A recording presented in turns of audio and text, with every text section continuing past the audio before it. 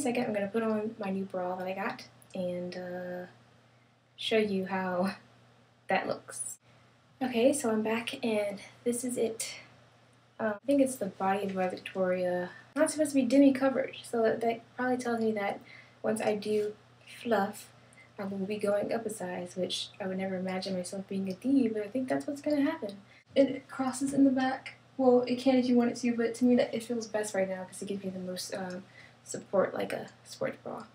I really am about spilling out of this. Like, you see the tape? I have tape on my nipples, so I'm right at the edge, so I won't be in this for long. I still don't feel like I look very big. I guess it fits my frame. Right now in this camera I look very broad, but I don't think if I went out someplace that people would know right off the way that that I'm not natural. This feels a lot better than the ace bandage. This side, these sides are really, really sore. I can relate the feeling to being like if you have a sore throat and you know how your glands feel swollen right there.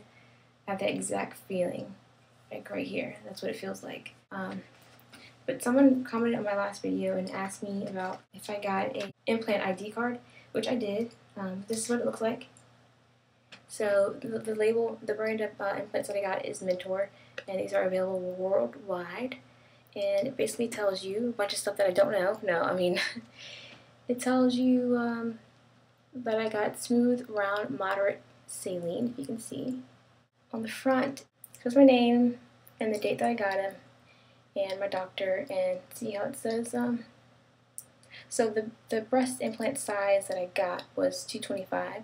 So on the right side, it was filled to 225, and on the left, it was overfilled to 250. And overfilling is not a bad thing. It actually helps to prevent rippling. But if you overfill it past 10%, I believe, then that voids the warranty that you get with the implants. And with Mentor, they offer, for an extra $100, they offer lifetime replacement guarantee. So for life, I'll have free implants. Because this is something, I think people should know that if you are considering getting implants, it's not a one-time thing. You have to expect that you're going to have to keep going back and getting them done. I mean, even if they don't rupture, which they may or may not, I think there's like a 3% chance of rupture within the first 7 years. 3% is pretty low considering how many augmentations are done every year. But even still, you'd probably, over time and gravity, you'd want to replace them. And if I did replace them, I know yesterday, I think I said this, or maybe it was this morning, that I would consider getting silicone, but honestly I need to see how this feels first because whether you realize it or not, a lot of people choose to do silicone because they don't want, because they think it feels more natural, which, yeah, off the bat they do feel a little bit more like breast tissue. And they also think that they don't ripple, but that's not true. Silicone implants most definitely do ripple. My doctor showed me implants that had been taken out of someone and showed the rippling along the side. But if you have enough breast tissue, which I believe I did somehow, then it doesn't really matter what you do because the texture is going to feel the same anyway because you're going to feel my original breast tissue first before the implant. So, and it's about $1,500 cheaper. Not that it matters, because like I said, I paid all the money I paid, I might as well, it wouldn't make a difference paying another $1,500, so. And then there's the cohesive gel implants, which supposedly if you cut them in half, they won't leak one way or the other. But problem with those is if you do get a leak, you won't ever know it. At least with saline, it's obvious. Like if one of these pops, then I'm going to see an obvious deflation, and I'll wake up and one boob is going to be flat. And it's just salt. Saline, all saline is just a salt water mix, so it's not going to harm my body in any way. It'd be like getting an IV. Whereas silicone, they say that it's not harmful, but I just don't feel comfortable with that. Like, I don't think it's been out long enough for them to really have done enough research on it. I also, once I found out that silicone was taken off the market, I just figured there has to be a reason why. So I'd rather be safe than sorry, but I'm not judging anybody that has silicone, because like I said, I was one that wanted them. I guess this morning I experienced morning boob, as people put it, where I had a hard time sitting up out the bed, even though I got a wedge pillow, which if I can find one, I'll insert a picture here. And I got mine at Bed Bath & Beyond for $30, and I definitely say if you're going to get this done, please get one of these pillows because it helps me sleep. I'm not a back sleeper at all. I'm actually a stomach sleeper, but I doubt I will ever be again. But this helps me stay on my back, and it gives me the right 45-degree angle to be comfortable. I don't know if I'm repeating myself, but I have to go in Monday, and I think I'm going in to get my incisions removed.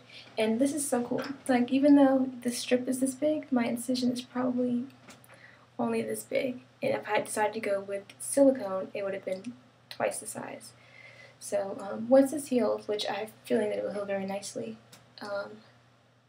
it won't be detectable, basically. And I have incisions around my nipples. I don't feel that at all. I was so scared that that would be the thing that hurt the most, but all I feel is tightness, like right here. And this is also something strange that I'm kind of blown away about. I have no feeling here. Like, all the breasts, I'm touching myself, obviously, but I can't really feel it.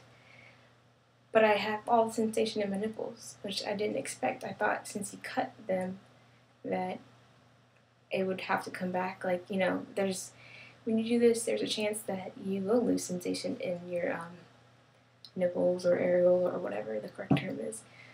But luckily I didn't. If anything, right now I feel actually more sensitive, but hopefully that'll go away soon enough. See, I put my arm down. If I go like this, for some reason on this side, I can feel the implant shift, and I feel that gurgling sensation. My throat feels fine today. I'm eating regularly again today. Girls on the Just Breast Implant website had me freaked out about gaining weight because I had been trying to lose weight, and now that I had lost it, a lot of them said, because you know you can't work out after a while. A lot of them said that immediately after they got out of surgery and they stepped on the scale, they were like 10 pounds heavier from water weight.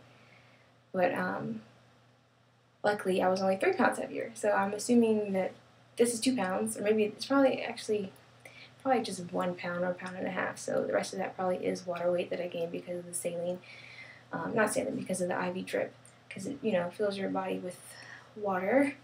And I'm feeling a pain right now. You know how like heartburn feels? I just felt that like in this breast. Nothing unbearable though. Like if I had to go to work tomorrow, which I won't even get into that. But if I had to go to work tomorrow, then I'd be fine to do so. But I'm still worried about having range of motion with this arm driving that stick shift.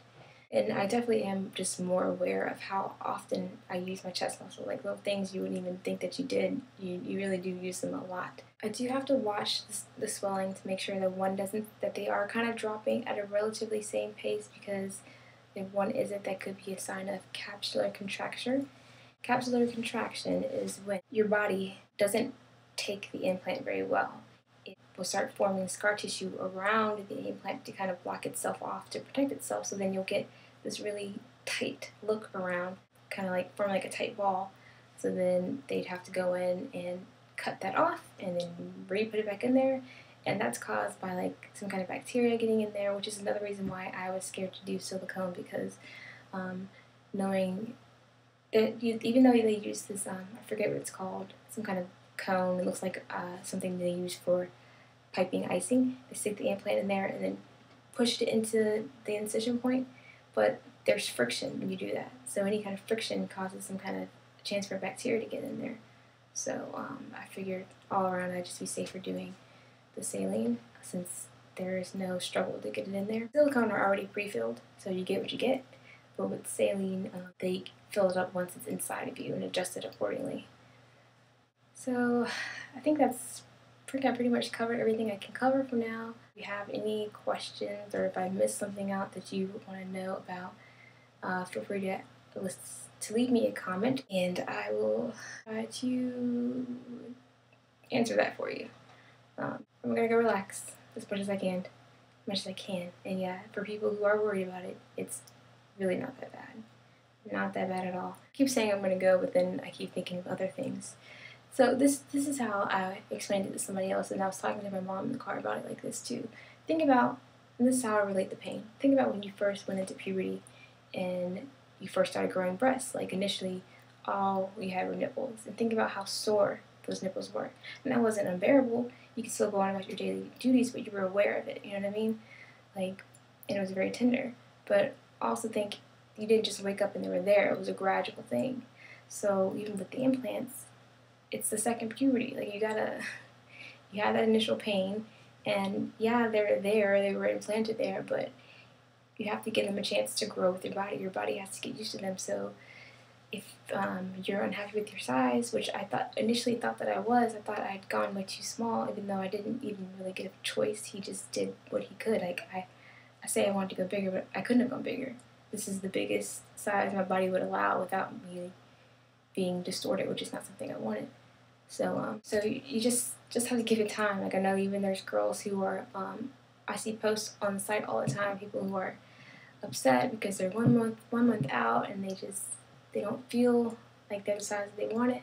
But even going into it, I knew that regardless, even if I had gone up 1 cup size or even stayed in the same cup size but my breast shape changed, I'd be happy, because anything was an improvement of what I had.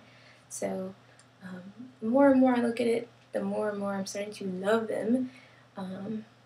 Especially looking, and I picked up this bra and she shows me, I thought I'd never fit in that, but I did. There it goes again, the gurgle. As you can see right now, there's no jiggle, nothing. But we'll see. I'll try to follow up again tomorrow and see how much things change. Like I said, it's a process. Give your body time. It's not just going to be instant gratification.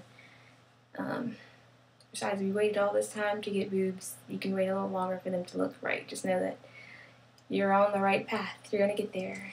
Try not to take comments so personally. Like, a lot of times people will say something to you, it may upset you, but they don't mean it that way, I'm sure. A lot of the times they're trying to actually compliment you. Like I said, my mom telling me that I don't look big, but what she meant to say was I look natural. So that sounds better to me. Not that like I said, I'm not trying to look big, but I don't want it to look like the same. Otherwise, I would have never did anything. Just be patient, be happy. And if you're still not happy after being patient, you can always, that's what revisions are for. So, like I said, okay, so now that's officially all for now, and I will keep you guys updated, and I'll see you tomorrow.